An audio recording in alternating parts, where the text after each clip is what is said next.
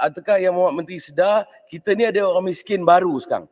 Miskin baru ni di kalangan dulu dia T20, sekarang jadi B20. Di antaranya pilot, engineers dan sebagainya yang gaji mereka yang melebihi 10,000. Saya bawa dalam pembahasan saya itu, mereka ni ada duit 300, 500, 700, 900, malah ada yang sejuta lebih dalam KWSP mereka. Hari ini mereka tak ada tanah untuk mengusahakan dan sebagainya, duduk di kawasan bandar. Jadi mereka minta Yang Mohd Menteri untuk tengok balik KWSP beri ruang dan peluang untuk mereka keluarkan wang mereka yang ada 3-4 ribu tu 10%, 20% untuk mereka nak mulakan hidup baru. Apakah Yang Mohd Menteri punya pandangan berkaitan dengan isu yang saya bawa ni? Terima kasih Yang Mohd Menteri. Yang saya sebut sebelum ni kerajaan membagi air lestari, air sinar, air ceria, air citra.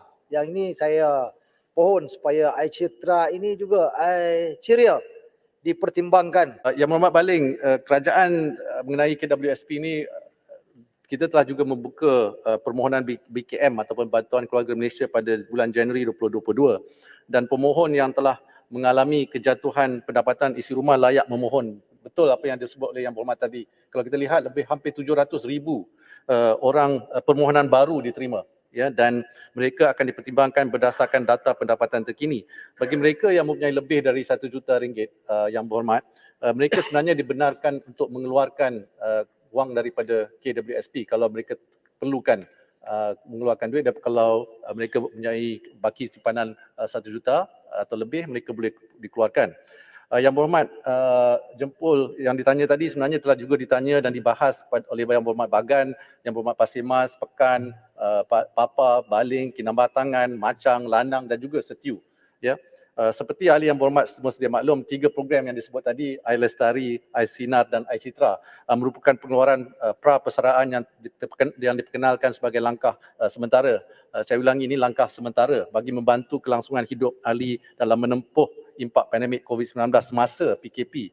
Malah negara-negara lain seperti Australia, Chile dan Peru juga telah membenarkan akses awal kepada simpanan persaraan bagi membantu rakyat menangani cabaran COVID-19. Tapi sekarang ini tidak lagi membenarkan program pengeluaran ini. Singapura pula langsung tidak membenarkan sebarang pengeluaran dana persaraan atas tujuan COVID-19. Balik kepada Malaysia, secara keseluruhan di bawah ketiga-tiga pengeluaran ini, seperti yang Berhormat maklum, KWSP telah mempunyai akses kepada dana persaraan mereka sampai RM71,000 telah keluar untuk setiap seorang lah, up to 71,000. Pengeluaran khas ini telah memanfaatkan lebih 7.3 juta ahli atau 58% daripada semua ahli, dengan amount pengeluarannya berjumlah RM101 bilion. Walaupun inisiatif ini sememangnya telah meringankanlah beban ahli yang memerlukan Yang Berhormat jempol, tetapi namun pengeluaran khas ini telah mengakibatkan pengurangan simpanan bersaraan yang ketara. Susulan pengeluaran berjumlah RM101 bilion seramai 6.1 juta ahli ataupun 48% daripada ahli di bawah umur 55 tahun hanya mempunyai baki simpanan kurang dari RM10,000.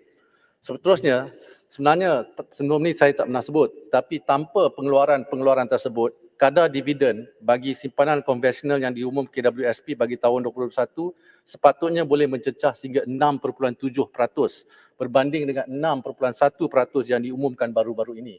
Ini bermakna RM5.4 bilion dari segi dividen tambahan boleh diagihkan kepada semua ahli KWSP jika pengeluaran sebelum ini tidak dibuat.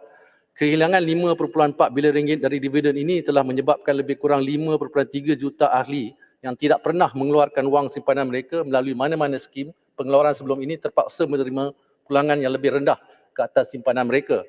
Saya ingin bertanya kepada Yang Berhormat sekalian yang juga mewakili pencarum yang tidak perlu mengeluarkan simpanan mereka, adakah ini adil? Kedua, sekiranya dibenarkan pengeluaran RM10,000 secara one-off, bilangan ahli yang layak membuat pengeluaran adalah dijangka seramai 6.3 juta ahli. Ini berkemungkinan melibatkan pengeluaran tambahan berjumlah sekurang-kurangnya RM63 bilion. Sekiranya pengeluaran tambahan dibenarkan, KWSP perlu melaksanakan pengimbangan portfolio dan impaknya mungkin lebih dari nilai pengeluaran berjumlah RM63 bilion. Jadi kalau kita nak sediakan nilai pengeluaran berjumlah RM63 bilion, KWSP perlu menjual lebih banyak aset pelaburan luar negara dalam keadaan pasaran yang tidak menentu, seperti yang dipaham Datuk Yang di-Pertua dengan krisis Rusia, Ukraine dan sebagainya, dan juga memperhentikan pelaburan di dalam negara untuk tempoh jangka pendek dan sederhana. Langkah ini akan terus memberi impak negatif kepada pasaran saham dan juga bond tempatan.